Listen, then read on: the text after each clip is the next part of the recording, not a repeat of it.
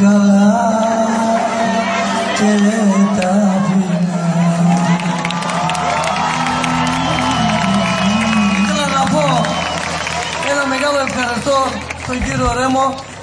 Τόσα χρόνια σαν φωτογράφος μέσα στα κέντρα δεν έλπιζα ποτέ στη ζωή μου να τον δω από κοντά και να μου φερθεί έτσι, διότι στα 33 χρόνια που έχω καριέρα, 27 φωτογράφος και τα υπόλοιπα στα πανηγύρια, δεν μου φέρθηκε ένας μεγάλος καλλιτέχνης τόσο πολύ όσο μου φέρθηκε αυτός, ευγενικά και αγαπημένα και αγκαλιασμένα. Όλοι οι άλλοι μου έπαιρναν τα λουλούδια και μου έλεγαν φύγε, φύγε. Αυτός όμως με κρατάει ακόμα κοντά του.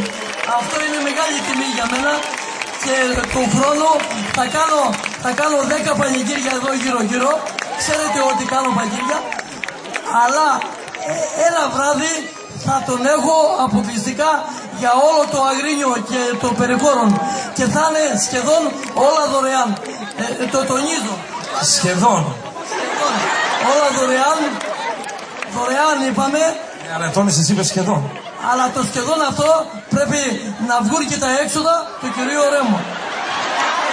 Πάλι σε μένα τα φόρτωσες, ναι. Από τώρα αρχίζει το γύρισμα του πολιτικού. Πρέπει τα έξοδα σου να πληρωθούν. Όλα θα είναι δωρεάν. Από μένα.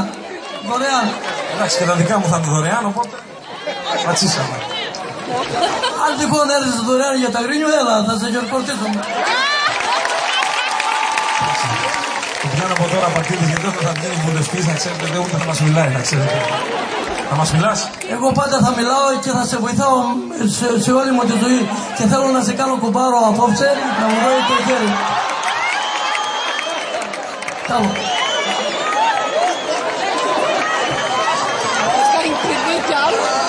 Από τώρα γίνομαι κουμπάρος και θα είμαι πάντα δίπλα σου, στο κέντρο, στο σπίτι, θα σε βλέπω. Όποτε μπορώ, γιατί κάνω πολλές δουλειές. Όποτε μπορώ.